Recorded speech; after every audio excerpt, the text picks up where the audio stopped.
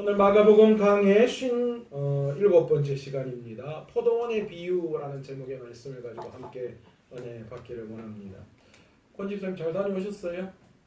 네, 결과가 우리 집사님 어제 월요일날 병원에 갔다 오셨는데 더 이상 진척 없이 약을 드시지 않고 있는데도 불구하고 잘 유지되고 있다라는 그런 결과를 받으셔가지고 저도 좀 안심이 되고 또 여러 가지 많이 감사한 마음이 들었습니다. 우리 하나님 하셔야 돼요, 그렇죠? 하나님의 은혜가 아니고서는 정말 세워질 수 없다라는 것을 다시 한번 느낍니다. 우리가 코로나로 말미암아 거의 2년 상간 동안 여러 가지 보이지 않는 곳에서 또 보이는 곳에서 이 여러 가지 어려움을 우리가 겪고 있는 것이 사실입니다. 우리는 아무런 변화가 없다라고 이야기할 수 있겠지만 그러나 우리 안에 보이지 않는 부분에 있어서 조금씩 우리의 신앙의 모습들이 좀 달라지고 있다라는 것들을 느낄 때가 있습니다. 물론 좋은 쪽으로 달라질 수도 있고 나쁜 쪽으로 달라지는 모양도 아마 우리한테 나타나고 있을 것입니다. 그러나 우리 하나님은 분명히 이 어려운 시기에도 일하시고 우리와 함께 하셔서 하나님의 역사를 이루시는 분이신 줄로 믿습니다. 우리가 믿음을 선택한다고 생각하지만 제가 말씀드렸죠. 우리가 선택하는 것이 아니라 하나님이 주셨고 지금도 여전히 하나님은 우리를 통하여 우리가 선택할 수 있도록 하나님이 우리를 권면해 나아가고 계시다라는 것. 그래서 하나님은 한번 택하신 백성을 버리시지도 않으시고 하나님은 끝까지 책임지시는 분이시다. 그 자리에 돌아오도록 만드시더라도 우리가 뼈가 부러지고 살점이 떨어지고 아픔이 있을지라도 하나님은 반드시 새로 돌려놓으시는 분이시다라는 것이지. 우리는 계속해서 마가복음을 통하여서 예루살렘 입성 이후의 이야기들을 지금 이어가고 있습니다. 그런데 예루살렘 입성 이후에 지금 한 가지 모티브를 가지고 마가가 이야기를 전개하고 있습니다. 그 한 가지 모티브가 무엇입니까? 무화과 나무. 잎만 무성한 무화과 나무라는 그것에 대해서 모티브를 가지고 지금 무슨 이야기를 하고 있는 거예요? 우리의 신앙에 열매 없는 신앙. 그것에 대해서 지적을 하시고 우리의 삶에 반드시 믿음의 열매가 있어야 한다라는 것을 말씀하고 계시다라는 것이죠. 그러면서 맨 먼저 예수님께서 잎이 무성한 무화과 나무를 보시고 열매를 찾으러 가셨지만 열매가 없는 것을 보시고 그 나무를 저주하셨습니다. 그리고 난 다음에 예루살렘 성전에 입성하셨어요. 그런데 이 예루살렘 성전 그 기능은 살아있었지만 여전히 그곳에서 제사를 드리고 많은 사람들이 그곳에 나왔지만 이 유대인들은요 1년에 3번 이상은 반드시 성전에 나와서 하나님과 대면해야 되는 그런 의무가 그들에게 있었습니다. 그래서 여전히 이 예루살렘 성전 그 성전에서 여전히 많은 사람들이 오가면서 제사를 드렸지만 그러나 그 성전의 본질은 변화되어져 버린 그 모습을 보시고 예수님이 노하셨어요. 그래서 성전을 정화하시는 그런 일이 일어났죠. 그리고 예루살렘에 올라오신 지 3일이 되던 아침에 베다니에서 나와서 예루살렘을 향하시는데 전에 저주하셨던 그 무화과 나무가 뿌리째 말라버린 것을 보셨습니다. 무화과 나무를 저주한 사건을 통하여서 예수님은 제자들에게 유대 종교 지도자들 그리고 그들과 결탁한 장사치들 그 부정한 거래만 성행한 이 성전 중심의 이 외식적인 종교로는 결코 열매 맺지 못하는 그것에 대해서 지적을 하셨습니다. 오히려 그들은 하나님의 영원한 심판을 받게 될 것이다 라는 것을 무화과 나무의 저주, 사실 이 저주라는 단어보다는 심판이라는 단어가 훨씬 더 와닿는 단어입니다. 그것을 통하여 말씀하신 것이죠. 말씀에 순종을 해 열매를 맺는 신앙의 길은 결국 오직 예수 그리스도를 의지하고 기도하고 그리고 또 용서해주고 또한 환대를 베풀 때 다른 사람을 사랑하고 이해하고 그들과 함께 할 때에 그것이 바로 우리에게 요구하시는 신앙과 믿음이다라는 것을 말씀을 하셨습니다. 예수님의 성전 정화 사건은 유대 종교 지도자들에게는 엄청난 충격이었습니다. 지금까지 이들은 산헤드린을 중심으로 성전을 이용해서 막대한 그런 경제적인 이익을 누렸습니다. 이들의 종교적 타락에 예수님이 강력한 제동을 거신 것이 성전 정화 사건입니다. 이 일 후에 예수님께서 다시 예루살렘으로 들어오셔서 성전을 거니시는 장면이 지난 시간 이 11장 27절에 나와 있습니다. 그런데 여기에서 예수님께서 성전을 거닐다라는 그런 단어를 사용하고 있는데 사실은 우리가 거닐다라고 이야기하면 이게 사실 보통 어떤 그 모양을 뜻하는 거죠? 성전을 이렇게 양반들이 뒷짐을 이렇게 지고 그냥 어슬렁 다니시면서 어떠냐 이렇게 보는 그런 뉘앙스를 풍기기 쉬운데 사실은 이 거닐다라는 단어가 이 원어 성경에 들어가 있는 그 의미를 제대로 살리지 못한 해석으로 우리는 볼 수 있습니다. 사실 이것을 원어적으로 좀 그런 의미를 살려서 해석하면 어디에 가깝는가? 예수님께서 특별한 목적을 가지시고 지금 성전 구석구석을 누비고 다니신다. 그렇게 해석하는 것이 훨씬 더 원어에 가까운 내용입니다. 쉽게 말해서 이 학교 다닐 때 이 선생님이 청소시키고 난 다음에 청소 검사를 하듯이 아니면 우리 남자분들은 군대 가시면 점호 전에 이제 이 선임하사들이 와서 검사하잖아요. 그러면 흰 장갑 딱 끼고 그냥 이 관물대 위부터 시작해서 신발 밑에까지 진짜 보통 때는 보지도 않는 그런 말도 안 되는 구석구석을 다 훑어가지고 전부 다 그냥 뒤집어 놓듯이 예수님께서 지금 특별한 목적을 가지고 성전 구석구석을 지금 다 뒤집고 계시다라는 거예요. 이 사실을 본 성전 관리들, 그 당시 성전을 관리했던 대제사장들과 이 서기관들 그리고 장로들은 어떤 마음이 들었을까요? 기분이 나빴죠. 도대체 네가 뭔데 지금 성전 안에서 이렇게 하느냐? 도대체 네가 무슨 권위로 누가 너에게 그런 권위를 주어서 네가 지금 이런 짓을 하고 있느냐? 그들이 지금 마음에 궁금했던 거예요. 그래서 대제사장과 서기관들은 예수님에 대해서 질문을 합니다.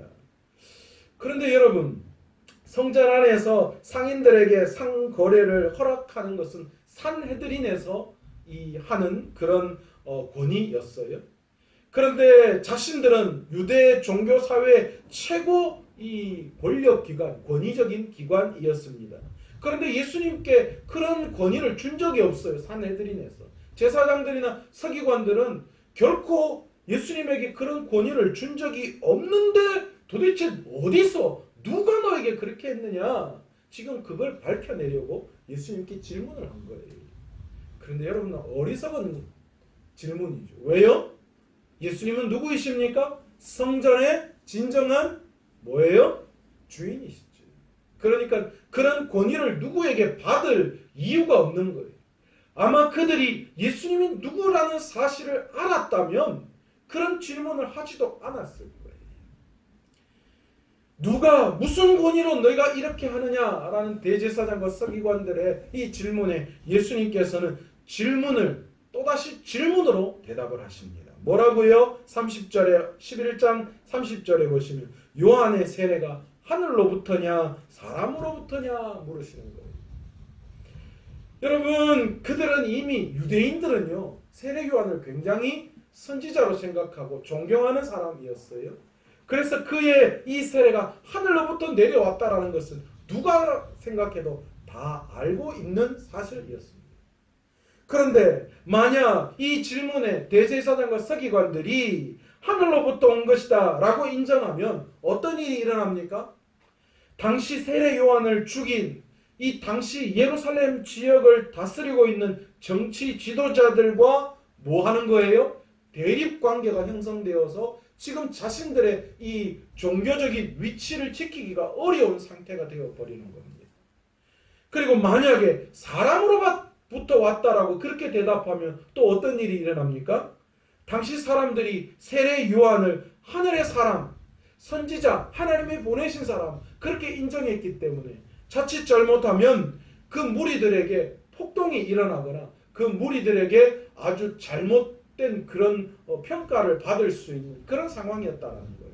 그래서 그들은 하늘로부터 온 것임을 알면서도 그럼에도 예수님의 이 질문에 전혀 대답을 할 수가 없었습니다. 그래서 그들이 생각해 놓은 것이 무엇입니까?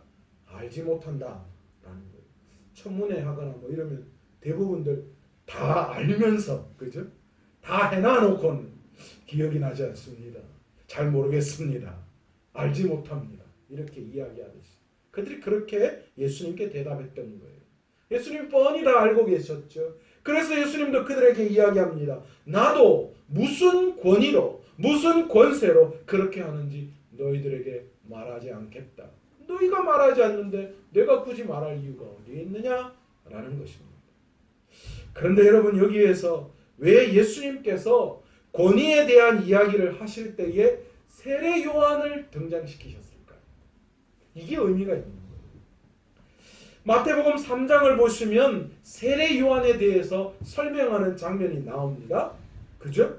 이 세례 요한이 어떤 사람이었는가, 그것에 대해서 뭐 광야에서 외치는 자의 소리고 약대 털옷을 입고 메뚜기와 석청을 먹고 그런 사람이었다. 그리고 예수님이 오실 길을 예비한 사람이었다. 그 이야기를 쭉 하고 있습니다. 그런데 6절에 보시면 자기들의 죄를 자복하고 요단 강가에서 그에게 세례를 받더니, 세례 요한이 이 회개하라 그렇게 선포를 하니까 많은 사람들이 요단강에게 와서 요단강가에 와서 세례 요한에게 받는 거예요.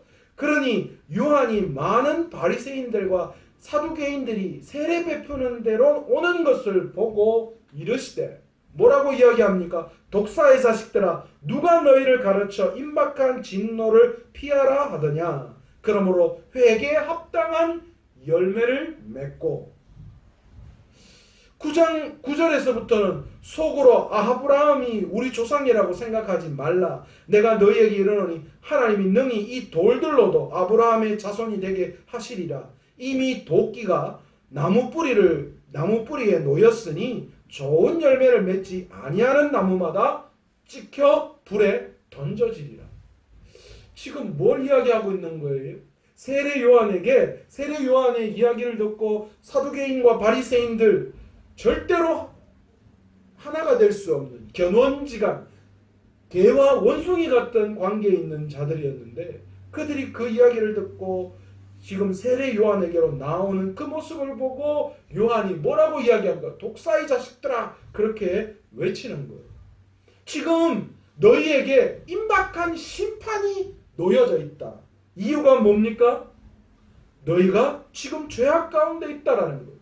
너희 삶 속에 열매 맺는 신앙이 없다라는 것을, 너희가 열매 맺는다고 이야기하지만 그런 율법적인 것으로 너희가 무엇인가 신앙을 지킨다라고 이야기하지만 그러나 너희 안에 열매가 없다라는 거예요. 그래서 너희가 회개하고 회개에 합당한 열매를 맺기를 간구하는 거예요. 그렇지 않으면 뭐라고 이야기합니까? 이미 너희 나무에 도끼가 나무 뿌리에 놓여져 있다. 그러니까 이제 무화과 나무의 저주처럼 이미 너희 나무가 지금 말라서 더 이상 열매 맺지 못하기 때문에 땔감으로밖에 쓸 수 없다라는 그런 이야기를 지금 세례 요한이 한 거예요. 성전의 모든 기능에 대한 권위를 가진 대제사장과 서기관들이 지금 뭐하는 것입니까? 독사의 자식들, 그들에게 진노가 임했다. 당시 종교 지도자들이 외형적인 신앙을 가지고 하나님께 나아갔지만 그러나 그들은 이미 도끼가 나무 뿌리에 놓여졌던 것처럼 그래서 심판을 받게 되어져 있다라는 것을 세례 요한이 이야기했는데, 예수님이 바로 그 모티브를 가지고 온 거예요. 그래서 그 종교 지도자들, 예루살렘 성전의 지도자들에게 세례 요한에 대한 권위를 이야기를 한 거예요. 여러분, 그런데 예수님께서는 권위에 대한 이야기를 하는 당시 이 종교 지도자들에게 그들의 문제를 지금 지적하고 계시는 거예요. 세례 요한의 그 이야기를 통하여 네가 지금 세례 요한의 이야기를 들으면서 너희의 문제가 무엇인지를 깨닫기를 원하셨던 거예요. 그래서 세례 요한의 이 세례가 어디서부터 왔느냐, 그렇게 질문을 했던 거예요. 그리고 난 다음에 오늘 본문이 시작되는 거예요. 포도나무, 포도원 농부의 비유입니다.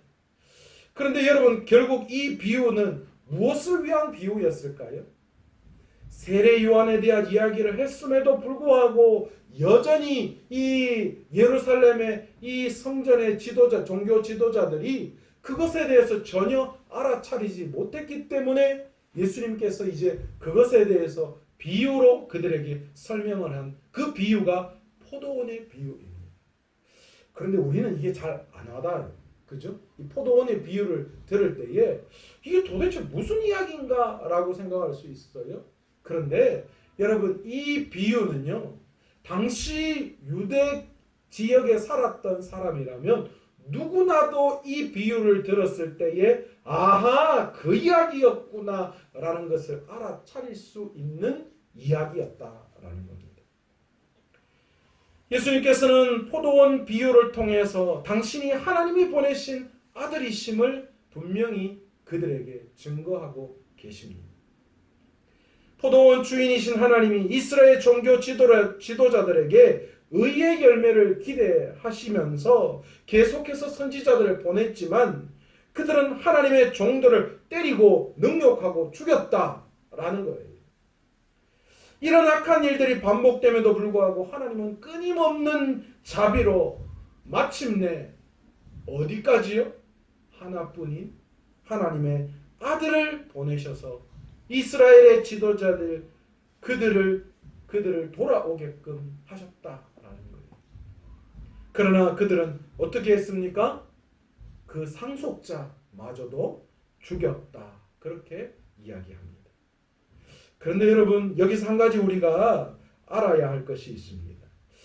포도원의 일꾼들이 왜 주인의 아들을 죽였을까요? 이 포도원 품꾼 농부들이 왜 주인의 아들을 죽였을까요? 영성지가 왜 죽였을까요? 말씀대로 하자면. 네, 말씀대로 하자면. 아들이 상속자를 죽여야지 자기들 뜻이 되니까. 상속자니까 당연히 그만 죽이면 이 포도원이 다 내 것이 될 수 있다. 우리는 그렇게 쉽게 이 이야기를 이렇게 해석할 수 있어요. 그런데 유대인들은 그게 아닌 걸 알았어요.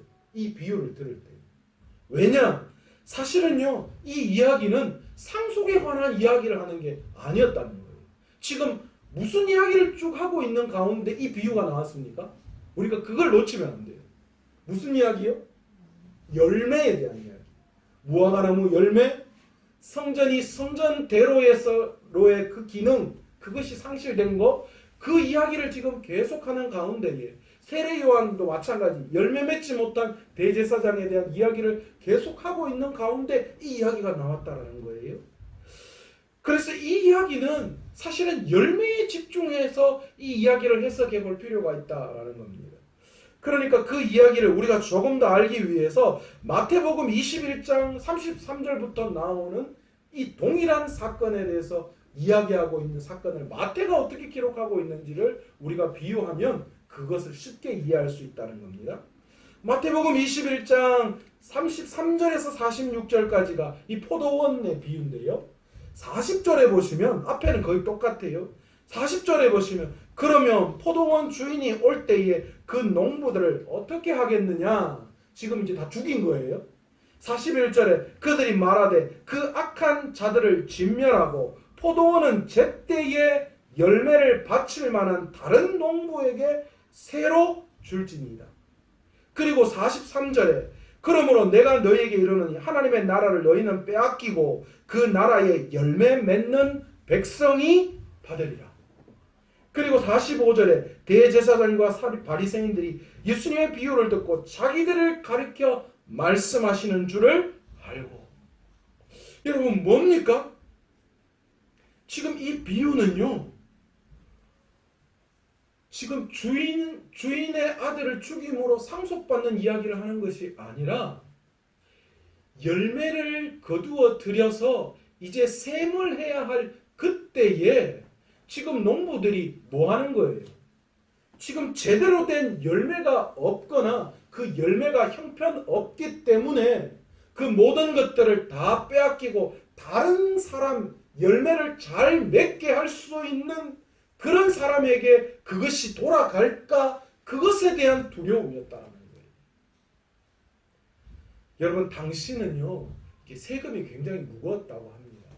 그래서 이 지주들이 이걸 직접 경작하고 뭐 이런 것 너무 골치 아파서요, 땅을 다른 사람에게 소작을 주고 자기들은 타국에 가가지고 생활하다가 가끔 이제 열매가 맺혀서 나올 때에 그것을 셈하려고 왔다라고 해요.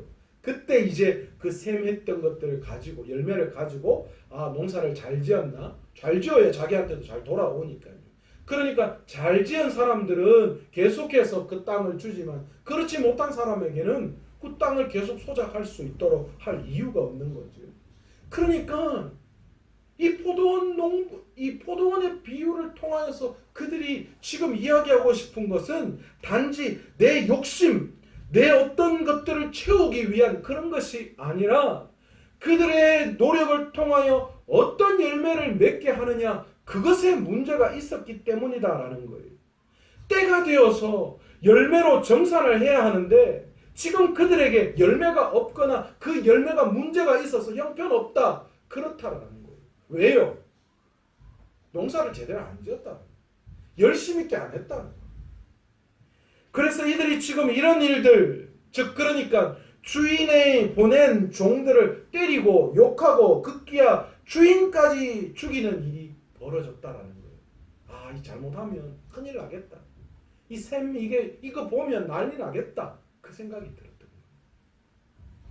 열매 없는 종교 지도자들에게 비유로 말씀하신 것을 그들은 이 비유를 통하여 이제 알아차리고, 이거 봐라. 이거 내용 지금 우리한테 이야기하는 거네. 이거 열매 없는 거, 지금 열매할 게 없어서 이런 일이 일어나는 이 사건에 대해서 지금 그거 우리한테 이야기하는 거, 우리 들으라고 우리 이야기하는 거잖아. 그렇게 알아차린 거예요. 예수님께서는 이 비유를 듣는 유대 종교 지도자들에게 그걸 이야기하시고, 예수님이 하나님으로부터 보낸 아들이라는 점을 먼저 강조하신 거예요. 그러니까 너희들이 무슨 권위를 이야기할 때 나는 그런 권위가 필요 없다는 거예요. 나는 하나님의 아들, 나는 성전의 주인이기 때문에 그런 권위가 필요 없다. 나는 하나님으로부터 보냄받은 아들, 그러니까 하나님과 동등한 권위를 가진 사람이다라는 것을 분명하게 나타내 보이신 거예요. 그리고 아무리 높은 종교적 직위를 가지고 종교적 행위를 반복해도 이는 더 나아가 스스로 믿음이 있는 사람이다라고 이야기할지라도 예수님이 누구이신지를 바르게 알지 못하고 제대로 믿지 못한다면 그 모든 종교적 직위와 행위는 하나님과는 아무런 상관이 없다. 열매를 맺지 않는다면, 하나님이 원하시는 열매를 맺지 않는다면 그것은 아무런 의미가 없다라는 것을 분명히 말씀해 주고 계십니다. 예수님을 바로 알고 바로 믿는 것이야말로 우리의 신앙의 유일한 출발점이고 유일한 종착점임을 우리는 알아야 합니다. 끝까지 예수님의 권위를 인정하지 않는 유대 종교 지도자들에게 예수님은 포도원 주인이신 하나님의 심판이 있음을 경고하신 내용입니다. 하나님의 아들이신 예수님의 권위에 순종함으로 우리도 하나님을 기쁘시게 하는 믿음의 자리에 설 수 있어야 하는 줄 믿습니다. 이 비유의 마지막에서 아들은 결국 소작인에게 죽임을 당합니다. 아들의 죽음으로 하나님의 계획도 무산된 것처럼 보이는 게 사실입니다. 하지만 예수님은 끝나지 않은 승리를 말씀하십니다. 최종적으로 예수님은 시편의 말씀을 인용해요. 사람들에게 버림받은 사람에게 버림받은 돌이 모퉁이의 머릿돌이 되듯이 자신이 죽임을 이기고 부활 승천하여 하나님 우편에 영화롭게 될 것을 말씀하고 계시는 것이죠. 여러분, 모퉁이의 머릿돌, 이게 무슨 뜻입니까? 집을 지을 때 제가 보니까요, 이 모퉁이마다 돌을 안 치더라고요. 그리고 그 돌들을 기준으로 해서 이 나무들을 연결해 가지고 그렇게 해서 집을 든든하게 짓는 그런 역할을 하더라고요.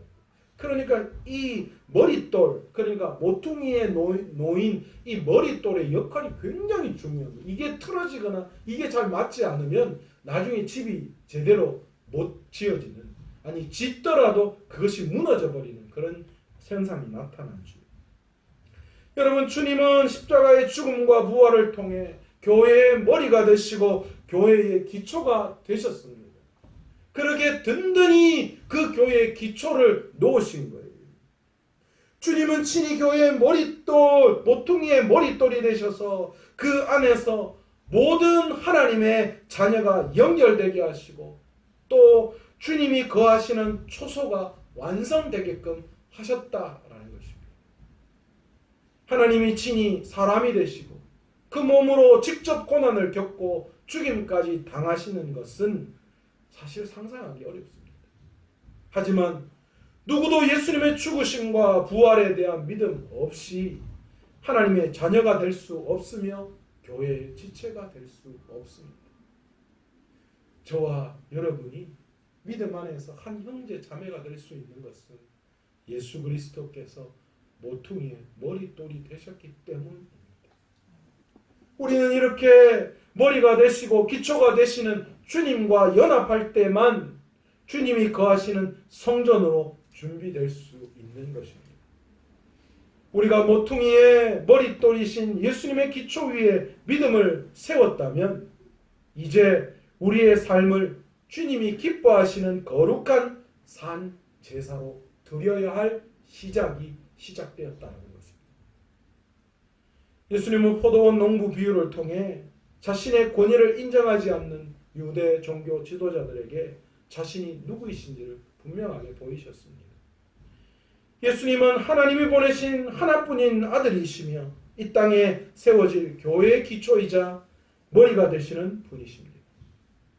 예수님에 대한 바른 믿음의 고백을 통해 예수님을 보내신 하나님 아버지를 진정으로 기쁘게 해드릴 수 있는 저와 여러분의 삶, 진정으로 우리의 삶을 통하여 그리고 교회를 통하여 하나님이 찾으시는 귀한 열매를 맺어 나아갈 수 있는 저와 여러분의 신앙이 되시기를 간절히 축원합니다.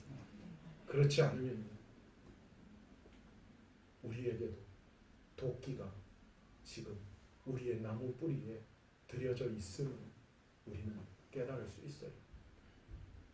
여러분, 오늘 이 시간 다시 한번 말씀을 생각하시면서 주님, 오늘 주님이 찾으시는 열매, 오늘 내가 드려야 할 열매, 그것이 무엇인지, 다시 말해서 그것은 하나님을 기쁘시게 하는 삶임을 우리가 다시 한번 깨닫고 오늘도 그 주님, 그 위에 주님이 세우신 그 기초 위에 우리의 삶을 들여서 하나님을 기쁘시게 하는 귀한 믿음의 열매, 그 열매를 맺어 나아갈 수 있는 저와 여러분의 삶이 되시기를 간절히 축원합니다. 오늘 이 시간 말씀을 생각하시면서 기도하실 때에 주님, 우리 교회의 모퉁이의 머릿돌이 예수 그리스도이십니다. 그러기에 그 예수 그리스도를 기초로 해서 우리 모두가 다 하나 되었는데 이제 우리의 삶을 통하여 하나님이 기뻐하시는 믿음의 열매를 맺어 나아갈 수 있는 저희들의 삶이 될 수 있도록 인도해 달라고 주여 한번 간절히 부르갑시며 동성으로 기도합니다. 주여 아버지